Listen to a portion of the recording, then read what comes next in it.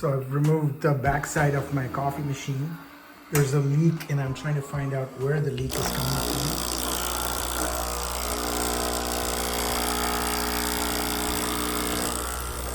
Ah, here it is. Discovered the source of the leak. That thing is cracked. Obviously from there, I was able to understand what was going on. I should have known that. That stuff is cracked. Ha! It was an easy problem to fix. I'll just get another one of those and change it out. I probably, when I'm done with it, this is a safety hazard. I probably have to do all of that back again. So the water comes through here. This is the pump. It pumps it into the boiler. And then there's a valve here that goes from the boiler all the way to the solenoid here and everything like that. And so this is a fairly common place for this thing to crack. All I got to do is take it out, put a new one in, and figure out some way to waterproof all these connections here, because this is pretty dangerous. So it's pretty easy to take this thermoblock, it's called a thermoblock, out. One end of it has this little O-ring, it's high temperature O-ring. It goes in here, and this is held in place by this sort of a spring clip, which goes in like this and clips together both this and this in one shot. So it's like this, and essentially the spring clip goes in like so, and you see the little indentations on the spring clip. It holds both this and tightly holds it to this thermoblock.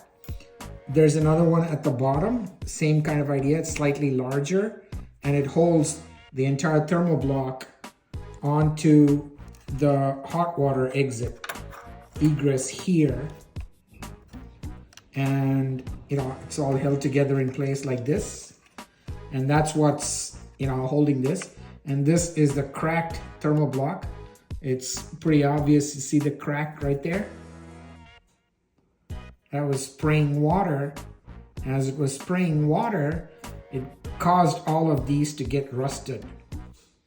And so, well, I'm going to fix it. I probably have to get some sort of a rust proofing done. I'll probably seal all of this up with some high temperature RTV, and make sure that even if it sprays water in the future, when I put a new one of these, that it doesn't cause any electrical shorting or anything like that.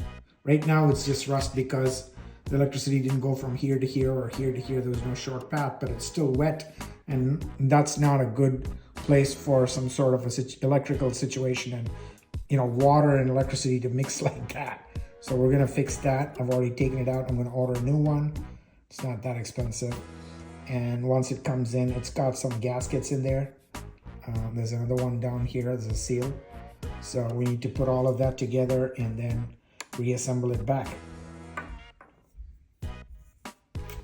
So that was the problem. Yeah, if you will notice in close-up, you see a lot of rust in there, a lot of rust in there. These seem okay, but I'm going to take a trusty old tool. It's called, it's like a Dremel, except that it's a little more precise. I'll show you what it looks like. It's this incredible tool. It's called a fantik. It's a very precise kind of cleaning and engraving tool. And what you got to do is you can turn it on like so. It's like a little pen. And once it's turned on, you can attach different kinds of cleaning tools here, precision cleaning tools. It comes in the box. It's really well packaged. It's about $70 or $80 in Amazon. You can get it. I'll post the links, and it's extremely good for all this kind of precision work. So what I'm going to be doing is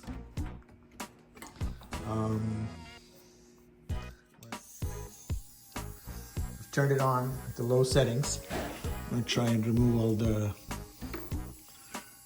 rust here.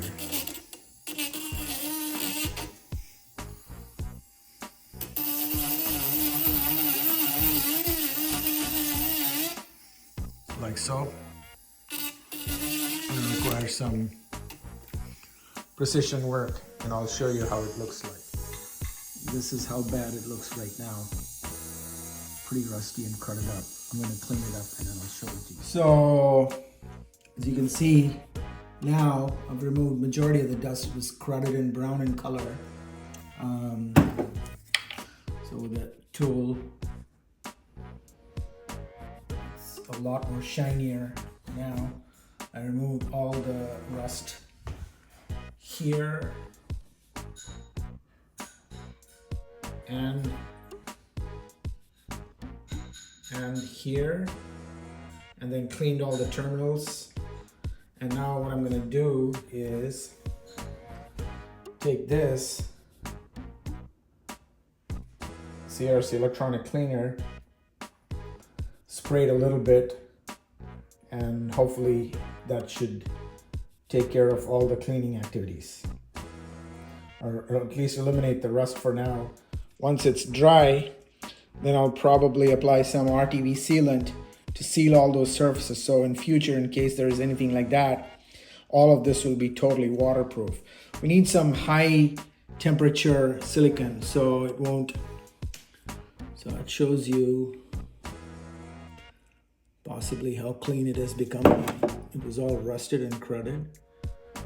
Now all of that is completely clean. Majority of that is clean. These are clean, these are clean. So all of these are clean. They're all kind of rusted big time. So all I'm going to do is spray it with the CRC cleaner and then apply some RTV so it's perpetually sealed, and that should take care of future leaks and avoid any electrical issues. And what I'm going to do now is I have this RTV silicone, which is a high temperature RTV silicone, and it's a gasket sealer from Permatex, and it's got very high temperature capability. And what I'm going to do is I'm going to apply it over all of these exposed surfaces so it'll form like a rubber covering around it. That way, if anything breaks in future, it'll be waterproof. So that's what I'm going to do. So after the application of the sealant, all the surfaces are nice and sealed now. So there's nothing that'll make any shorting possible, because the whole thing will harden into a red colored rubber covering. I mean, there's a little bit of stuff that's come up here. I'll just clean that with a piece of paper, but other than that, it's looking decent. Hopefully for future iterations, if there's any break in that, it shouldn't cause any problems. If there's any break in this little coupling and it sprays water, it'll still not short or cause any rust of any of these. So there we have it. I got a new one of these Thermoblock valves, installed it. It's got two O-rings, orange O-rings on the top, and then a security pin clip, and then a black plastic seal here down here. You don't have to insert it directly into this. Insert the O-rings on the pipe and on the stub there at the bottom, and they should go in and then push the clip to lock it in place. Make sure it's not going to move. It looks pretty sturdy. And I've also sealed all the exposed electrical surfaces here with the RTV gasket material, so it's sealed in case any future leaks. None of the electrical components, the electrical leads here, are going to get sprayed with water or anything like that. So that's also taken care of. So the whole idea was to make sure that this area is a lot more electrically safer now, in case any of these Thermoblocks get break, because it looks like they're prone to breaking. I got it on eBay. It's called a Thermoblock inlet connector, and it comes with a sealed spacer and everything. It's meant for Phillips, so you can get it on Amazon. I'll put the links below. So that's that. Now the moment of truth. Okay, so what I'm going to do is I'm going to turn it on.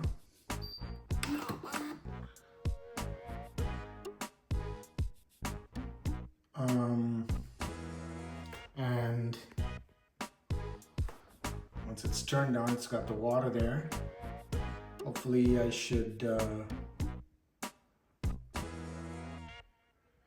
see what it's going to do.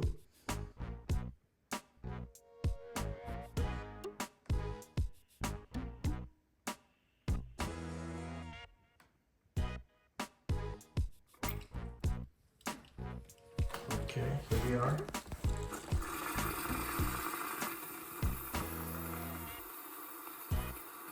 Things are getting hot.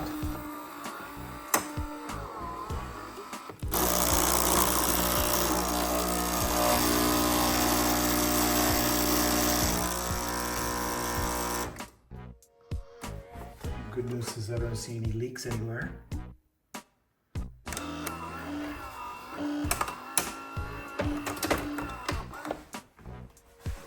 Okay, I'm gonna fake it as if there is coffee. Okay, so it's on the coffee set, manual coffee settings, as if I'm gonna put coffee,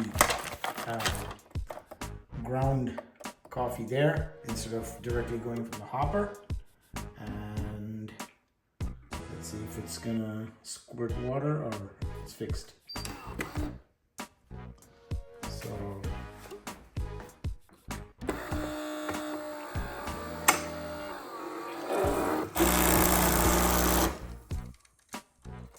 this is the place, you can see the water bubbles really going through the pipe.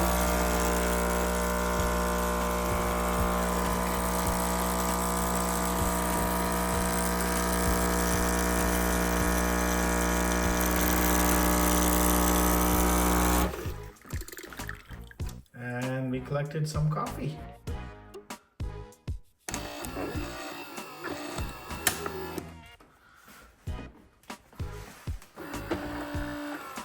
No leaks, and all I gotta do is put it back together. Voila! And folks, that's how you fix the Thermoblock valve that's busted. Here's the old busted one. It was cracked there in that blue area, and was spraying water all over the boiler here, and it was all rusted. So now, in case it breaks and sprays water, these are all live electrical leads. They're all well protected by RTV silicone that I've sealed there. This is the gasket material that you use in your cars for sealing and putting gaskets there. So this should be capable of withstanding high temperatures, and it's permanently sealed all the exposed surfaces there. It looks slightly ugly, but I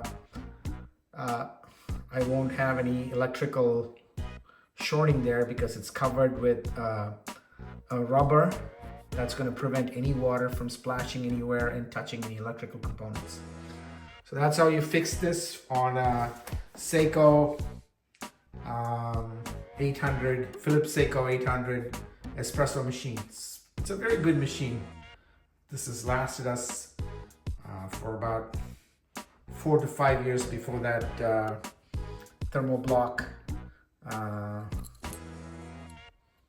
started leaking and spraying water, and it had all of that place rusted up. So that's been fixed. And just like that, after a little bit of huff and puff and making sure everything needs to go in the right place, the covers are on. It has one screw here, one screw here, and then once you open the coffee hopper, you got 1, 2, and another one, which is 3 screws here. And then on the back close to the wire, you got 1 screw here, 1 screw here. And what you need to make sure is while you're putting this side panel on, once you lift this, there are a couple of internal screws. There's one that goes there that this gets attached to, and then this also connects to this down here. And then there's a screw down here that it connects to, so that way it's all nice and stable. And hopefully the leak is fixed in case we have future leaks. It won't corrode the boiler, and the electrical contacts there are safe because we put in the RTV gasket sealant. Hopefully you guys liked it. Thanks for watching.